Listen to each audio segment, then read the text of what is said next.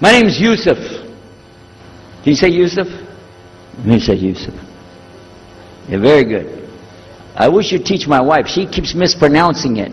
She calls me useless.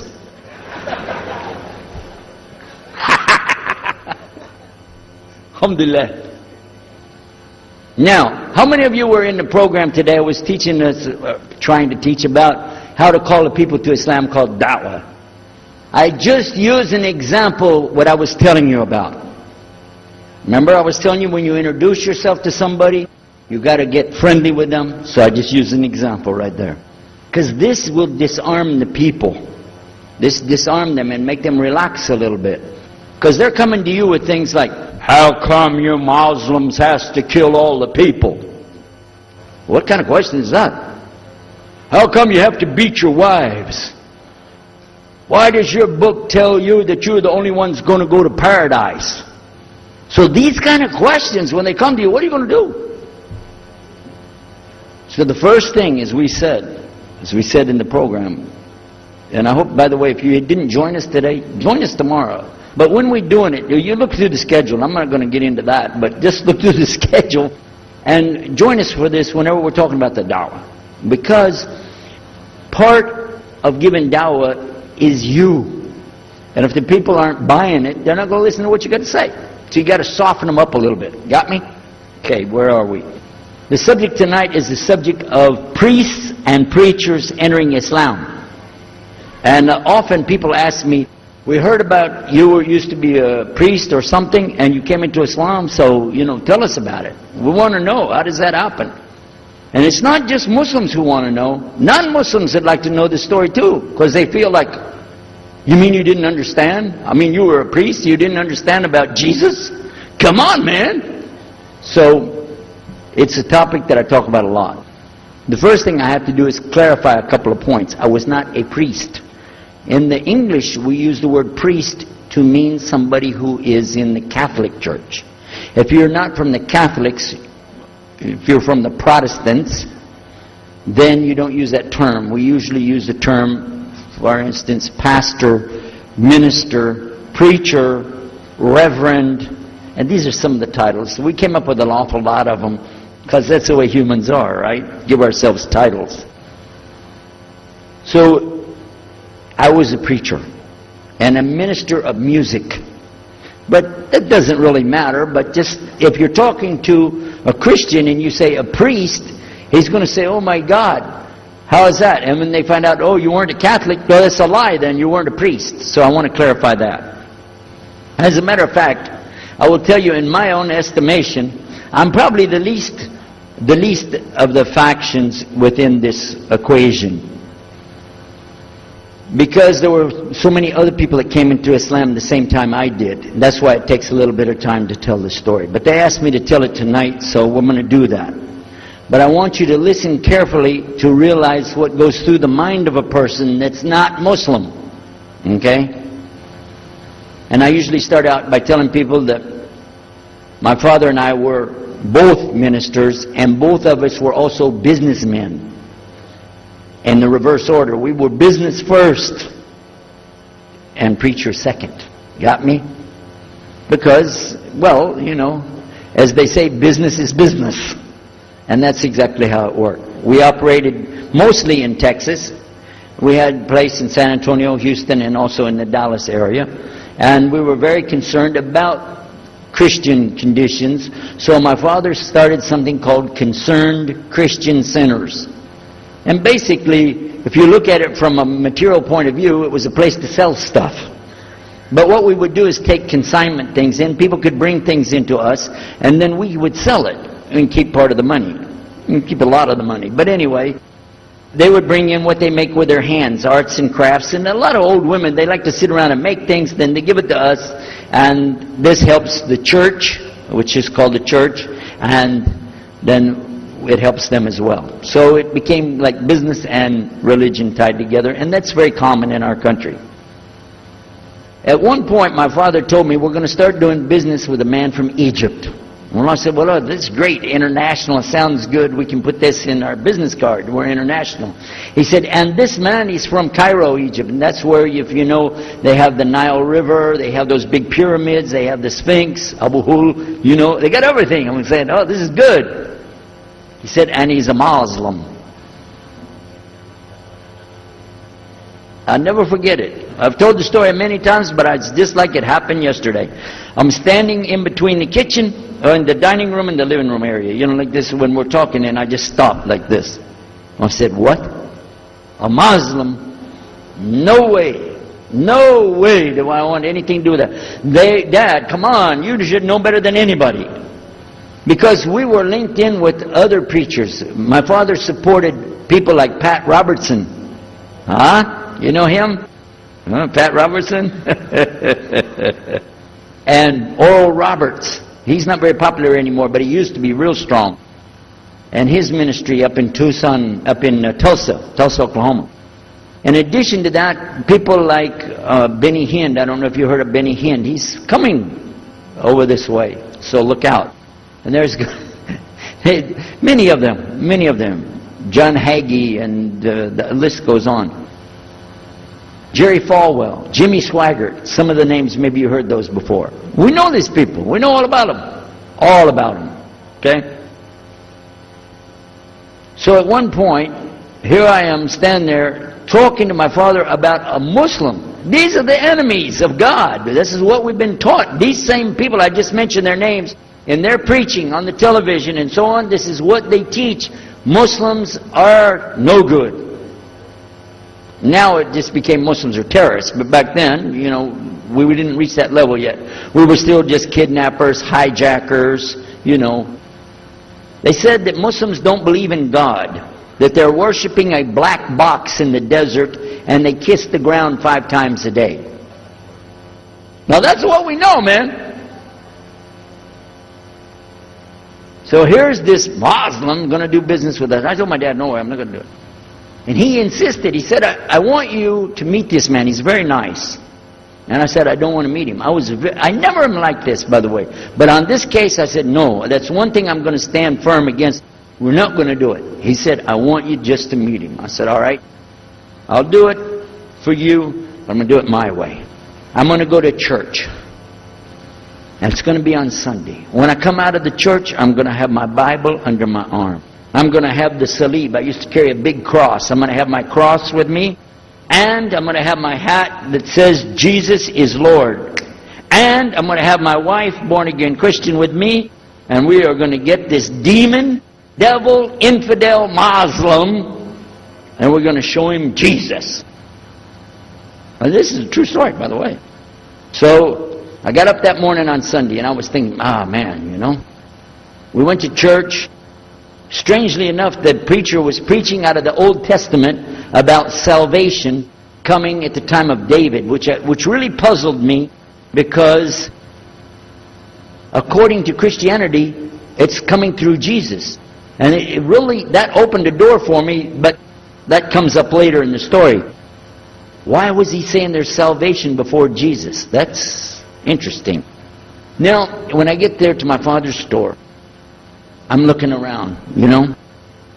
I'm looking for somebody wearing, you know, a long white robe and some kind of black, you know, thing over that with a long beard, and I guess I was looking for me, wasn't I? Anyhow, when I get in there, I don't see this guy. By the way, imama, sword, everything. Ayatollah Khomeini, maybe. This is what I had pictured. I said, where is he? I'm ready. My father said, he's over here. I said, where? He said, here. I was a normal guy. He was normal. He didn't have a beard. He didn't have any hair at all. How do you do? I told him my name. He introduced himself. His name is Muhammad. I said, how do you do? After the niceties of hello, how are you, how's everything, I said, do you believe in God?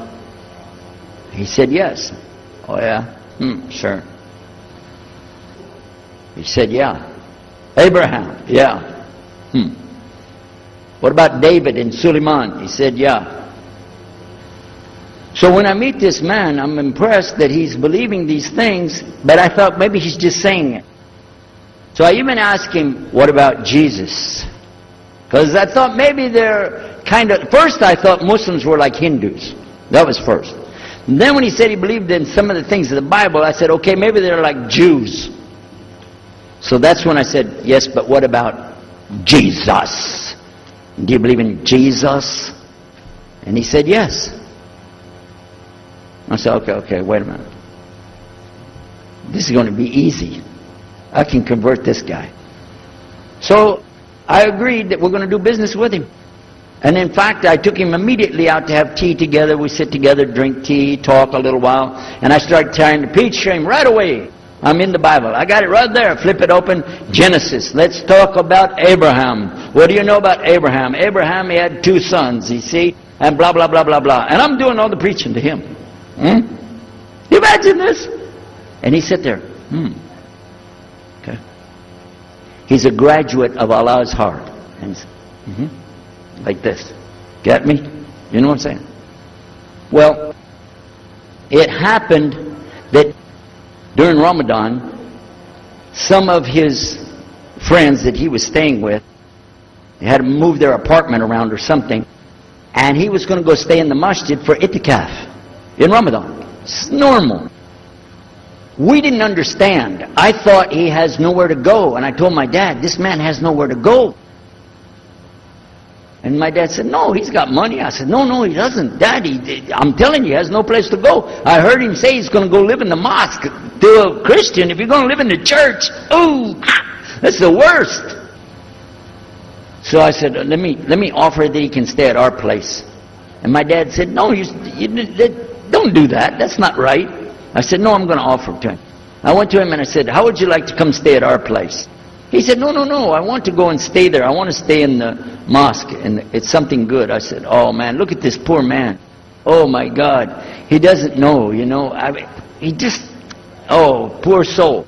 Please come and stay in our house. And he said, no, I can't. I need to go stay over there. I said, look, I'm scratching his dignity. So I told him, listen, no. I want you to come and you can pay. You can pay money and stay with us. He said, how much? I said, $15 a week.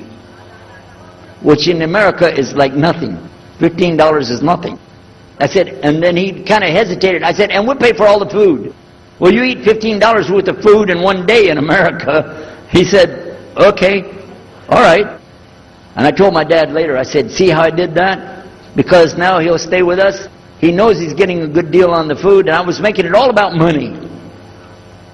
Well, I didn't know he wanted to come and stay with us. He wanted to learn about how are Americans and how is the dawah going to be. What do we believe? Especially people who are preaching.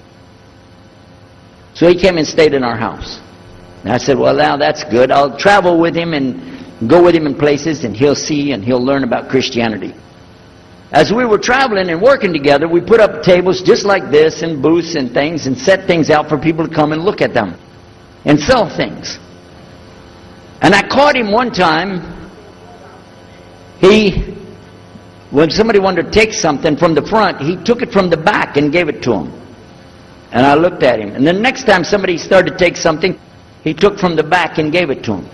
I said, hey, Muhammad, we take the stuff from the front because that's the old stuff. The new stuff in the back, just hold it back. You know what I'm saying? This is dated material. Get rid of the junk first. He said, no, I can't. In my religion, we can't sell something unless we give the people the best. I said, got me on that one. And I'm supposed to be telling him about a better deal. I said, okay, yeah, whatever. You're never going to make any money, though. But that's all right. Over a period of time, I came to learn a lot of things. Also about being humble. A lot. Because this man was obviously well educated, very articulate, could really talk about a lot of subjects. And in fact, I tried to debate with him about many things, but he was so wise and well educated that he could see what I was doing and he would take it easy and let me win every debate. I could win any debate with him if he wanted me to. But if he wanted me to lose, I was going to lose. This was how well he could handle it. Now what happened, one of the preachers that I knew, another preacher, who used to carry a big cross and walk down the street so people would stop and talk to him about religion, he had a heart attack and he went to the hospital. So I went to the hospital to visit him, and while I was visiting him, I met another man in the hospital who was in a wheelchair. This gentleman had a problem. He didn't want to talk to anybody. And I told him, let me witness to you. Let me share the message of Jesus with you. So I took out my Bible, and again, I start telling him about a prophet, Prophet Yunus, alayhi salam. And I'm telling them, look at Jonah. He's in the belly of the whale. He's in the sea. He's down there like this, and who knows how long. And suffering like this, you don't have as big a problem as that. And God saved him, so he could save you too. He said, didn't want to talk to me. I asked him, what's your name? He don't want to tell me. Where are you from? He said, I'm from Venus. I said, what's that? Well, we do have, there is a Venus, Texas, by the way. But he said, you know, he's from another planet. So I kept, each time I would go, I would talk to him, witness to him. Finally, one day, he started crying. I was pushing his wheelchair around. I took him down, I rolled him around different places. He started crying one day. He said, I'm going to confess something to you. I need to confess something to you. Now, to a Catholic, confession means you're going to tell the priest all your sins. And then he's going to forgive you. Well, I wasn't Catholic. And I told him, listen, I'm not Catholic and I'm not a priest. I'm a preacher. He said, I know. Better than you do. I am a priest. I said, oh my God. This man is a priest? And he knows the Bible better than I do. He said, I just have had a hard time. I've been here and having heart attacks, and I've been having problems and everything, and trying to figure out a lot of things. He said, I'm sorry I took it out on you. I really am. I apologize. And he started crying. And when he started crying, I felt sorry, you know. I hugged him. I said, it's okay. One day I went to the hospital, and my friend was gone. So I started visiting with the priest. And that happened one time. I went to visit him at the hospital, and he was gone. And I asked him, where did he go? They said he went home. I said, home? He's a missionary priest from South America. How did he go home? She said, I don't know. He's not here. I'm sure his family. I said, he has no family. I know him personally. He has no family. Where did he go? She said, I don't know. We're not responsible for them. I said, well, let me see where he went. You got it in your file? She said, I can't do that. Those are locked up. Nobody can look in the file. And I got in the lady's face and I said, listen to me. This man could die in the street right now, and it's going to be your fault. And you're going to get sued because I'm going to sue you for him. She said, okay, his folder's over there, but I'm not going to watch. I went over and I looked for it, got the address where he went. Sure enough, he was in a place where they put people that have no place to go, a shelter. So I went to the shelter and I found him. He was still on crutches. He saw me, he started crying again. He said, please get me out of here, get me out of here. I said, okay, come live at my house. Now, I told you the story so you can see something. Now look, I have 2 visitors in my house. One is a Catholic priest. The other is a Muslim. And I'm thinking I can get the Catholic priest and convert him to be a Protestant. At the same time, I'm going to catch the Muslim and bring him over to Christianity. High aspirations. But it didn't work. Some strange things began to happen. We would sit around the table at night to discuss what is the Bible and what's the salvation. My father has a Bible. It's called King James Version of the Bible. Most of you probably heard about it, especially any students of Ahmadiyyat or Zakir Naik. You've heard about King James Version of the Bible. But I work out of a different one that I've had since 1953. It's called the Revised Standard Version. And it says in it, King James Version has grave mistakes, grave errors, defects in it. It's what it says. So I began to preach out of mine, which doesn't match. And my father said, no, it's this way. I said, no, it's this way. Now my wife comes up with her Bible from Jimmy Swaggart. It's called The Good News for Modern Man. Okay? Totally different. It's written in modern vernacular. You can just, say anything you want to with it. You don't even recognize the Bible anymore. The Catholic priest, he's got another Bible. An older Bible with 73 books, we're working out of 66 books. And his is not even the same in the verses. It doesn't match up at all. And I never even knew about this subject until then. And he's saying this, and I'm saying that, my father's saying something else, my wife's saying something else, and all the time Muhammad the Muslim is sitting over there like this. So we asked him, I guess it was me, I asked him, I said, well, how many versions of your book, your Quran, do you have? He said, the Quran has no versions. There's only one. It's original. It's in the Arabic language. ذَلِكَ الْكِتَابُ لَا رَيْبَ فِيهِ. This is the book that has no doubt. هُدًى لِلْمُتَّقِينَ. It's guidance for those who have taqwa for Allah. This shield or taqwa that you have to have between you and Allah subhanahu wa ta'ala. And only certain people are going to get the huda, hidayah, dina, from this Quran. These people that have the taqwa.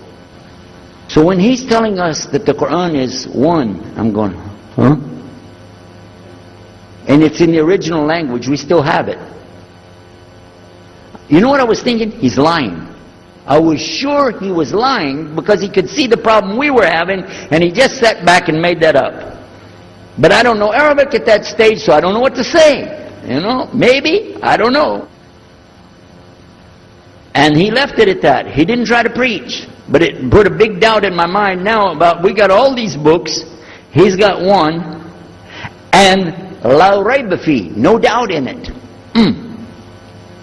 So another time we had another discussion that came up. Now this time I went to the other preacher who had the cross. And I was asking him, I want to be able to explain the Trinity. He said, you know the Trinity. I said, yeah, I know. And I know the Council of Nicaea when we had it. But I want to know the way to explain it so a human being can just understand it.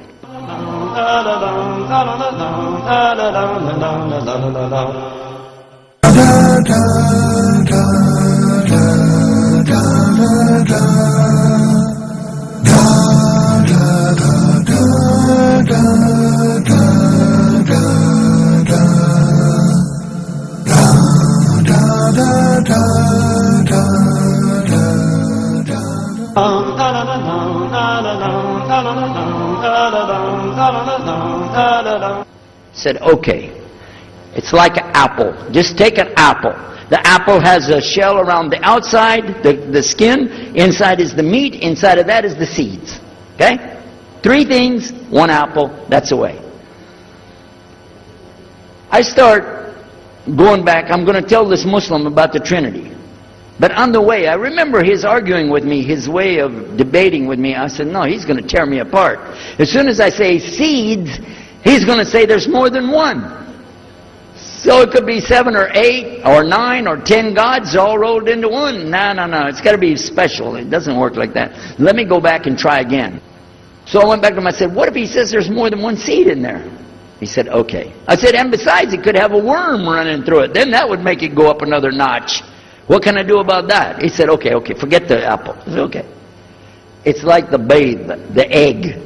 Use the egg. The egg has a shell. Inside of the egg is the white. Inside of the white is the yellow. 3, 1 egg. That's it. That's good to go.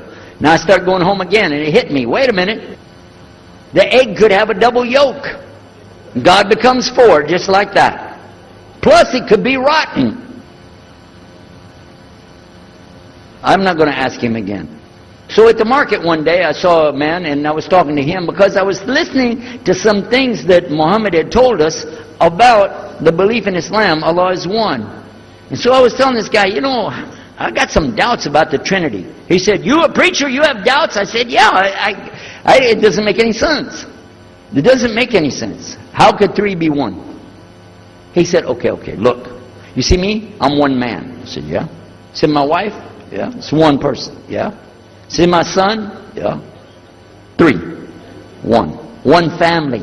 It's the family of God. Use that. I said, there you go. The family of God. You don't get very far on that one, and you realize right away they could have another kid just like that. But worse, they could get a divorce. You want a God that can get a divorce? Huh? In Texas, if you get a divorce, your wife gets the car, cars, house, your retirement check, your 501, your Keogh plan. She's going to get your computer and even your email. You got nothing left. And I don't want a God that can have a worm in it. I don't want a God that can be rotten, and I don't want a God that can get a divorce. I want to explain this Trinity the right way. Sure enough, the subject came up, Trinity. There we are. Now here's the priest trying to talk about the Trinity is like an apple. I'm going, you don't go there. And then he's an egg, don't worry about it. The family of God, forget about it. I know what's going to happen. So we ask Muhammad, we say, okay, what do you say about God? What do you think he said? أعوذ بالله من الشيطان الرجيم بسم الله الرحمن الرحيم قل هو الله أحد الله الصمد لم يلد ولم يولد ولم يكن له كفوا أحد. And he explained it something like this. Say he is Allah, the unique, not like anything else. He's eternally sought after by his whole creation, but he doesn't need the creation. He's not the father of anything. He's not the son of anything. He's not like anything. And he is unique. Ahad. Boy, that's exactly what I already think, but I can't admit that. That sounds too easy.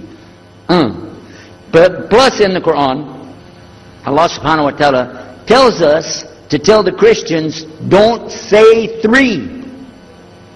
Here's a little point. I'm going to go out of the story for a minute to show you something. Nowhere in the Old Testament, the Torah, or the Zabur, the Psalms, or the Injil, which is the New Testament, nowhere in the Bible do you find the word Trinity. Not once. Not once is the word Trinity. But it's in the Quran.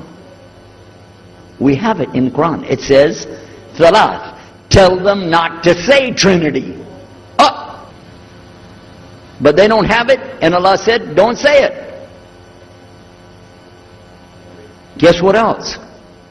The word Bible is not in the Bible. Bible is from Greek, it means biblios or book. Book. But it's in the Quran many times. Is it?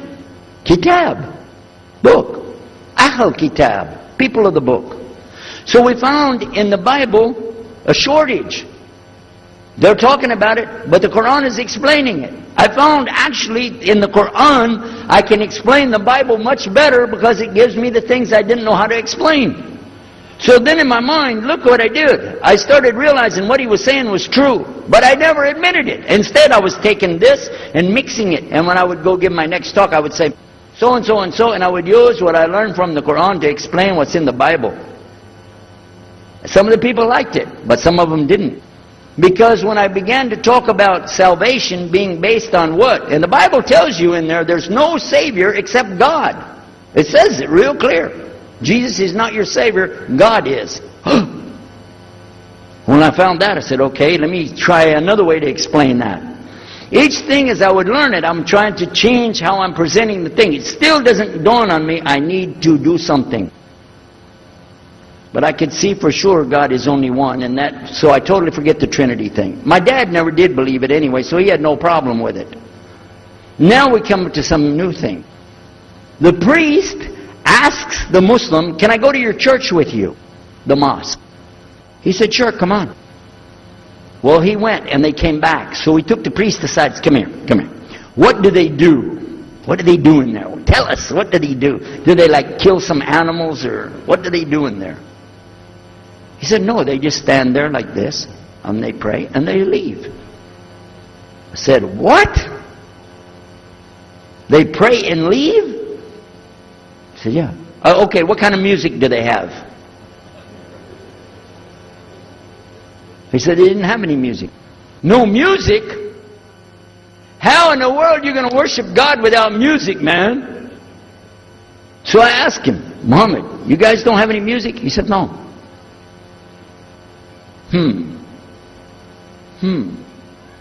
Now, I'm in the piano and organ business. I said, how many mosques are there in the world? He said, millions and millions and millions of them. And I said, none of them have a piano. He said, no. Any of them have an organ? He said, no. Oh, man, I can get rich. just introduce some music to these guys, put it in there, you know, bound to be. I said, do the Arabs have any music? He said, oh, Arabs have music. I said, boy, I got it figured out, boy. I can see my next $1 million coming right straight up at me, you know. So then the priest asked again another time, he wanted to go back to the masjid again. He went, this is middle of July, 1991. He went to the masjid with him again. And by the way, this masjid, Sheikh Mohammed Jabali knows it very well, is on Medina Drive in Arlington, Texas. And that's where they were going to, because we were living in Midlothian, just south of Oak Cliff and south of Dallas. So they didn't come back. All night we're waiting. What happened? Very late they came back. And when he came in, I looked. There's Muhammad. I recognize him. Who's the guy with him, though? He's wearing a white jalabiyah, white dress like this. Has a white pillbox cap on his head. And I looked at him and I said, Pete. His name was Father Peter Jacobs, but we're not, you know, Catholic, so I don't have to call him Father. I said, Pete, did you become a Muslim? He said, Ashhadu an la ilaha illallah, Ashhadu Muhammad Rasulullah. I said, oh my God. Now I used to have cameras like these cameras right here, because we had a television show called Estes Music Jamboree. So I got one of our cameras out, opened it up, set it all up on the tripod, and I was going to interview him and ask him, well, you know, well, you went to Islam, what happened? While I was talking to him, though, he fell asleep. So it was still in my mind, and I was thinking, what am I going to do? This is too amazing. Now here I'm preaching to the people, and I'm trying to change what I'm saying, and here's a priest, just became a Muslim. My father's saying it's a good deal, it sounds all right to him. I don't know what to do. So I decided, I'll talk, make mashura. I talked to my wife. We have an apartment upstairs. We were in our apartment up there, and I'm telling her, oh, you know, a priest became a Muslim today. What is that? And can you imagine what they were saying about the Quran and saying about this and so and so? All of a sudden she said, I want to get a divorce. Oh, whoa. It's not the subject, but what happened? She said, no, all this talking about religion and talking about Islam, and so I can see. I said, oh, no. No problem here. No problem. I said, you thought no, I was just observing somebody else. No, I'm not interested. Trust me. I don't want to be with those Muslims. Last thing I want to do is be with a Muslim. No way. Just put your mind at ease. She said, I need a divorce. I said, where are we going with this again? What's the problem with that? What happened? She said, a Muslim can't be married to a Christian. I said, what? No, wait a minute, hold on. I don't, look at me. I'm telling you, I swear, I don't want to be a Muslim. Okay? And even if I did, don't you remember what he said? A Muslim man could be married to a Christian woman, it's not a problem. But I'm not saying I won't do, I'm just saying it's not a problem. She said, that is the problem. A Muslim woman can't be married to a Christian man. I want to be a Muslim, so I need a divorce. I'll never forget, I was sitting right on the edge of the bed, just sitting there, you know, and I almost fell over. I said, at last, I can tell the truth. I can say it. I didn't realize that she liked the idea. I was afraid. I said, okay, the good news is, I too want to be a Muslim. You know what she said? I don't believe you. I said, no, really. I was just saying that because, you know, but for sure, just so you know, I want to be a Muslim. I've been thinking about it. I want to be a Muslim. We're both going to be Muslim. Alhamdulillah, it's going to be great. Right? You know what she said? I don't believe you because you're either lying right now or you were lying 5 minutes ago when you said you didn't want to be a Muslim. And either way, I don't want to be married to a liar. So get out. So I started leaving. I'm walking down the stairs of the apartment. I'm down to my father's part. I said, wait a minute. Where am I going to go? This is my father's house. I just got thrown off of my own property. What happened here? So I went to get to Muhammad and I woke him up. I said, come, you and me, we got to talk. Come with me. And we went outside the house and we walked those country roads in Midlothian, Texas until the time for the sun to come up at dawn. And all that time I talked to him about What's it like to be a Muslim? How do you have to believe? What do you have to do? Let me hear all of it now. And no more playing a game. I'm not debating, I just want to know. Just tell me. Just tell me what's Islam. I need to know what I need to do. And he told me everything, and I realized this is it. I got to make a decision. This is a big deal, though. And he told me, okay, this is up to you. You have to go make a choice for yourself. I can't help you. I said, oh my God. So when he was praying Fajr, I decided, I've been watching this man praying this direction with his head on the ground. It's so beautiful to see a man humble himself, put his head on the ground to the Rabbil Alameen. I said, oh my God, let me try that. So I sneaked off somewhere where nobody could see me, illallah. And then I found a place, a board there, you know, and I bowed down on the ground, and I put my head down on the ground on that board there. And by the way, I'm pretty good at speaking, especially in prayers. I used to make so long a prayer, they wouldn't let me say the prayer at Thanksgiving because the food would be cold. Okay? So, but I put my head on the ground, and only these words came, no more words, just this. Oh God, guide me. That's it. And I was thinking, well, I got to say more than that. Nothing. Oh God, if you're there, guide me. That's it. After a while, I sat up and I looked around. There wasn't any fancy rainbow. It wasn't birds flying around. There was no big signs from above. There was no music, angels, harps, nothing like this. It was just a cloudy day in Texas. But inside, I could realize I had to make some changes. To me, that's what I need to do. There's the problem, it's inside of me. Within a few minutes, it became clear what I needed to do, and I had to develop an idea of how to pull this off. I talked to my wife, I talked to my father, I made a bath, and at 10 o'clock that morning, in Midlothian, Texas, I went in front of this man named Muhammad, and this new man named Yahya, who used to be the priest, and I said, Ashhadu la ilaha illallah wa ashhadu Muhammad Rasulullah. Immediately after that, my wife did her shahada. Ashhadu la ilaha illallah, ashhadu Muhammad Rasulullah. A few months later, my father did his shahada. Ashhadu la ilaha illallah, ashhadu Muhammad Rasulullah. Step by step by step, we saw so many people enter into Islam. We wanted to tell the whole world what is Islam. We wanted everybody to know the real Islam. I said, how could this escape our knowledge? How could we not know about this great and wonderful thing called Islam? And it looks like all we got to do is just tell the people. I went to the Imam of the masjid there and I told him, let's tell the people. Then I found out something else about us as Muslims. And that's why we've got this convention here right now. This is why we have the exhibition. So you're going to use this week to learn how you can become, inshallah, the best Muslim you can be, and how you can show the real Islam to the people that are not Muslim. This is your duty. This is your duty. This is your language. This is your people. Just as it's my duty to give the message to my people and my language. And so the same way, it's your duty to give the message to your people. Allah will not ask you if they made shahada, but He will ask you if you delivered the message. Alhamdulillah, today, I can tell you with no doubt in my mind, we have seen thousands of people give shahada. Several hundred at a time. And I don't do it through debates. But I don't need to debate any Christian. I was a Christian. I am a Muslim. If you want, I can give you both sides. Easy. Okay? I'll play both parts. I'll be the Christian and tell you this, and then I'll be the Muslim and give the answer. And there won't be any argument. And I've done that so many times. And let me share one story with you before I end. I'm going to leave now. Inshallah.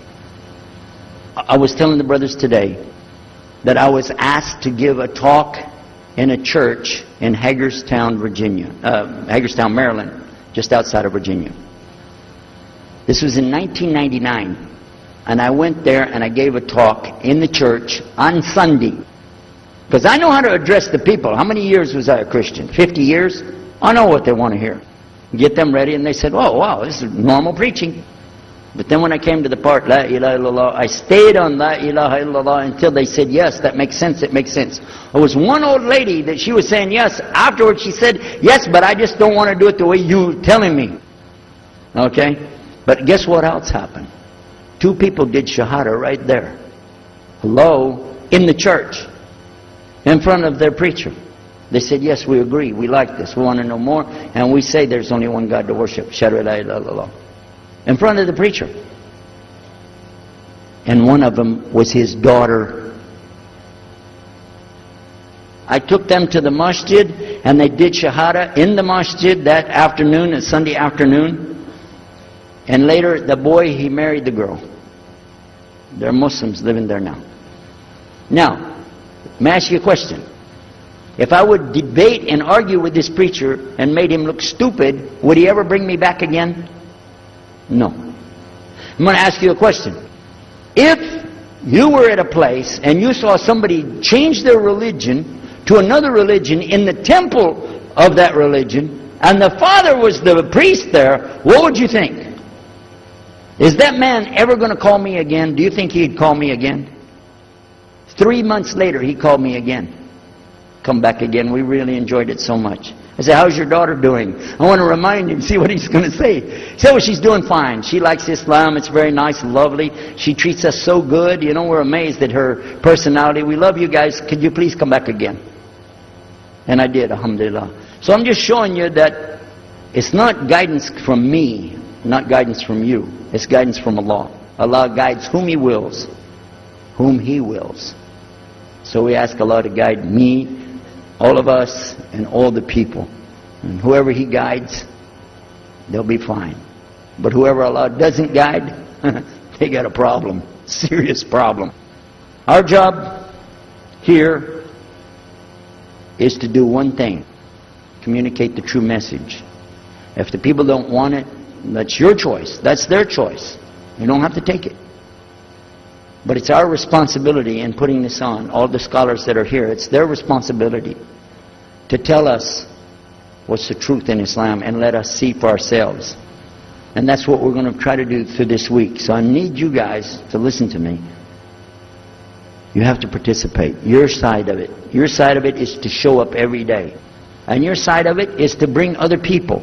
Jazakumullah khair. Wassalamu alaikum wa rahmatullahi wa barakatuh.